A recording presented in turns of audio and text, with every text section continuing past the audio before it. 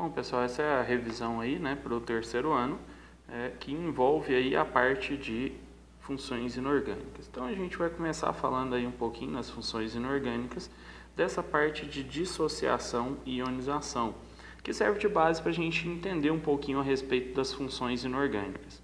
Quem começou a falar um pouquinho disso, né, a pesquisar, a entender um pouco aí a dissociação e a ionização e as suas diferenças foi Arrhenius. Arrhenius que define para a gente também as funções inorgânicas, de quem são as funções inorgânicas, né, que foi aí responsável por dar esse prêmio Nobel aí em 1903 para ele. O que o Arrhenius observou? Dois tipos de substâncias, compostos que são de natureza iônica e compostos que são de natureza molecular. Os compostos iônicos, né, é uma característica já do composto iônico, quando eu coloco ele em água, ele vai virar uma solução eletrolítica, né, que vai conduzir corrente elétrica e tal. Então, isso aí é um processo de dissociação, que nada mais é do que a separação daqueles íons, né, que já estão presentes lá no composto iônico. Eu vou separar e eles vão permitir a passagem da corrente elétrica, uma solução eletrolítica. Já os compostos moleculares, eles não têm íons. Mas o que a Arrhenius observou? Que quando eu colocava aí uma solução, né, colocava alguns compostos em solução aquosa, alguns faziam esse processo de condução de corrente elétrica, permitiam lá, né, a formação de uma solução eletrolítica. E aí ele falou, opa, então tem composto que sofre ionização, ou seja, vão formar íons. Outros não vão formar íons. Então, os compostos moleculares, né, se eu coloco lá um composto iônico, coloco lá nesse aparato nosso, ele vai acender a lâmpadazinha. Os moleculares, se for uma solução que vai sofrer ionização, ele vai acender a lâmpada. Se não, ele não acende porque eu não tenho a formação de íons aqui na solução e ele não permite a passagem da corrente elétrica. Isso aí deu base para o Arrhenius, né, definir as primeiras funções inorgânicas. A primeira que ele definiu aí foi a função ácido. A função ácido é aquela que Arrhenius disse, ó, se eu coloquei em água e liberou somente o cátion H+, eu tenho um ácido, né? A gente pode representar ele pelo H3O+. Então, coloquei na água, liberou o cátion, liberou apenas o H+, eu vou ter aí um ácido. Eu vou dividir esse ácido em dois tipos, hidrácidos e oxiácidos. Hidrácidos vão ser aqueles que não têm oxigênio, né? Hidrácidos. E os oxiácidos vão ser aqueles que têm oxigênio. Então fica fácil da gente diferenciar um do outro, né? O oxiácido é aquele que tem oxigênio, o hidrácido é aquele que não tem oxigênio. Isso vai ajudar a gente na classificação e também na nomenclatura desses ácidos. Os hidrácidos fica fácil. Hidrácido, né, aquele que tem fórmula HXA, onde A é um ânion, né, eu vou colocar a terminação hídrico. Então, se for o flúor, ácido fluorídrico. Se for o cloro, ácido clorídrico. Esse aqui, o CN, lembra lá do cianeto? Esse é o ácido cianídrico, né, que é o HCN. O S, ácido sulfídrico, né? Então a gente consegue ter aí uma nomenclatura bem tranquila para os hidrácidos. Já para os oxiácidos, essa nomenclatura eu gosto de trabalhar por essa parte do elemento padrão. O ácido padrão, né, que são aqueles 5 ácidos que a gente vai ter que lembrar, que vão ter a terminação ico, né? Então, se for o ácido aí do cloro, que é o HClO3, vai ser o clórico. Se for o do enxofre, o H2SO4 vai ser o sulfúrico. O nitrogênio e o fósforo, que são os representantes aí da família 5A, nítrico e fosfórico. E o carbono, né, o ácido carbônico. Então, se eu lembrar desses 5, os outros eu consigo puxar da nomenclatura deles. Esses 5, então, ácidos padrão. Os outros vão ser em função deles, ó.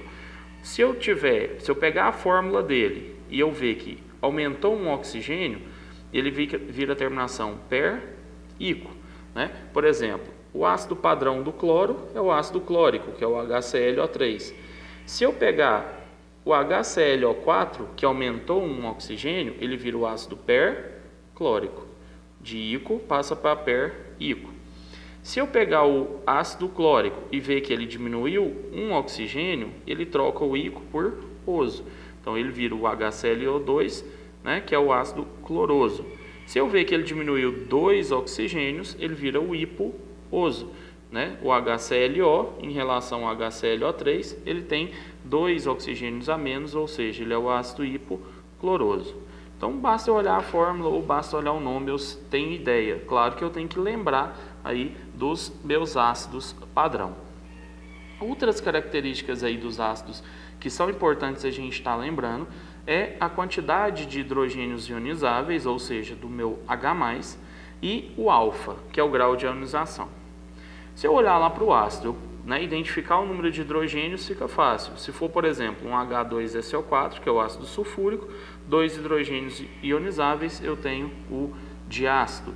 Se eu pegar um H3PO4, 3 hidrogênios ionizáveis, eu tenho um triácido. Basta olhar essa quantidade de hidrogênios. Agora, o grau de ionização, né, o nosso alfa, que é a quantidade de moléculas que vão sofrer realmente ionização, vai me dar uma ideia do que? Da força. E aí é que está, né, quando eu vou relacionar a força de um ácido, na verdade eu estou relacionando se ele é muito ionizável ou não. Se eu pego um ácido, né, um alfa, eu consigo relacionar o alfa pelo número, pelo valor numérico mesmo. Se um alfa é maior que 50%, eu tenho um ácido forte, né? Se eu pegar um ácido sulfúrico, por exemplo, eu tenho um ácido forte. Semifortes ou moderados vão ser aqueles que têm alfa entre 5% e 50%, né? E ácidos fracos, eu tenho um alfa menor que 5%. Se eu tiver o valor do alfa, fica fácil. Mas como que eu vou lembrar? Como que eu vou lembrar quem que é forte e quem que é fraco? Se isso for cobrado de mim. Então, para os hidrácidos, né, lembrando que os hidrácidos são aqueles que não têm oxigênio, forte vai ser o ácido clorídrico, bromídrico e iodo, né? Então, cloro e iodo vão ser fortes. O flúor, que é o ácido fluorídrico, né, utilizado ali para marcação de vidros, né, ele vai ser um ácido fraco.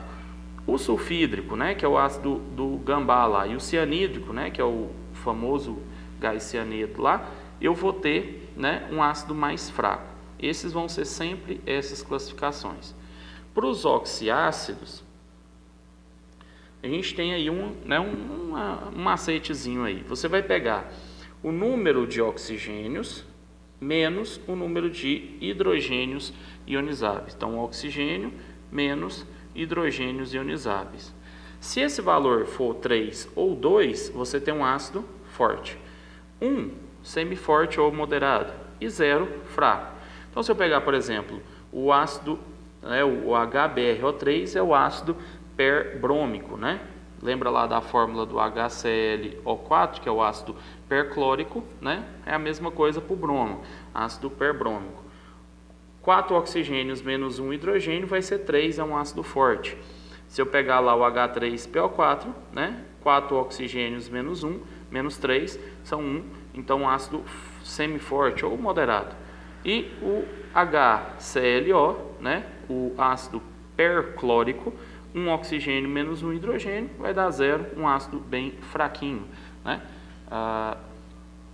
E aí a segunda, né, função aí que o Arrhenius estudou foi a função base ou hidróxido. A função base, ela libera o OH-. Né? O OH-, quando eu coloco uma base na água, eu tenho a liberação do OH- como único ânion. Né? No caso dos ácidos, o único cátion é o OH+, e no lugar aí das bases, o OH-, o único ânion. Nome de base é mais fácil do que nome de ácido, porque se eu pegar lá a base, basta eu falar que é um hidróxido de e o nome do cátion, que vai ser em um metal. Com exceção lá do NH4OH, que é a única exceção lá das bases, que é uma base, né, molecular, não base de metal. Então, quando eu pego lá um hidróxido, por exemplo, de sódio, o sódio, né, Na, vai ter apenas uma carga mais 1, ele é da família 1A, eu tenho o NaOH com apenas um oxigênio. Cuidado, quando eu tenho elementos da família 1A, 2A, alumínio, zinco ou prata, Esses caras aqui tem NOx fixo, lembra lá do NOx, da carga dele? Vai ter carga fixa. Família 1A vai ser sempre mais 1, 2A vai ser sempre mais 2, alumínio mais 3, zinco mais 2, prata mais 1. Se não for esses aí, eu tenho que colocar a carga dele ali no final. E essa carga vai ser justamente o número de OHs. Se eu tenho ferro o ferro mais 2 e o ferro mais 3. Se for o ferro mais 2, FeOH2. Se for o ferro mais 3, FeOH3. Antigamente utilizava-se muito essa terminação, para menor carga ferroso, para maior carga ico, mas a gente não usa essa aqui, hidróxido de ferro 2, hidróxido de ferro 3, representando as cargas ali da minha base. Se for escrever lá a carga, tem que escrever em algarismos romanos. Essas bases também têm uma classificação parecida com a do ácido, Apenas um OH monobase, 2 OHs, uma dibase, tribase para 3 OHs, tetrabase para 4 OHs ali na molécula. A força, a gente falou da força lá dos átomos, dos ácidos, a força está diretamente ligada à solubilidade no caso das bases. Porque a base, por ela ser um composto iônico, ela está diretamente ligada à sua força, a quantidade de OH- que ela vai liberar, à sua solubilidade. Se ela for solúvel, ela vai ser forte. Se ela for pouco solúvel ou insolúvel, é uma base fraca. Então, a gente tem os metais alcalinos, que é a família 1A, vão ser bases fortes, hidróxido de sódio, hidróxido de potássio, todos esses são bases fortes. Dos metais alcalinos terrosos, a gente tem bases que são pouco solúveis, que vão ser mais fracas do que as bases fortes. Aqui, nas praticamente insolúveis, entra dois caras aqui dessa família, que é o magnésio e o berílio, os dois primeiros lá da tabela da família 2A. São praticamente insolúveis. Essas aqui vão ser bases fracas, essas aqui ainda vão ser bases fortes porque tem solubilidade. Essa base fraca aqui é só das insolúveis, Então, se eu for pensar, a família 1A e 2A, na 2A, exceto o berílio e o magnésio, vão ser bases fortes. O resto vai ser base fraca, vai ser base insolúvel, vai ser base que é considerada fraca. E aí, para finalizar essa parte de ácido e de base, e até mesmo já começando a parte ali do sal, a gente tem as reações de neutralização. O que é uma neutralização? Se a gente pegar lá o ácido libera o quê? H+. A base libera OH-. Se eu coloco os dois juntos, eu vou estar eliminando a característica principal de cada um e formando o quê? Formando água. Então, quando a gente pensa numa neutralização de um ácido, uma neutralização de uma base, a gente tem que pensar o seguinte: isso aí vai ocorrer porque o H+ e o OH- vão juntar e formar água. Eu perco a característica de ácido e de base. A reação de neutralização, você tem que observar duas coisas. No ácido, o número de hidrogênios e na base, o número de OHs. Por quê? Porque é justamente isso aí que vai ser a sua neutralização. Então aqui, por exemplo, o exemplo aqui do ácido clorídrico com hidróxido de sódio, eu tenho o quê? Um H+ e um H-.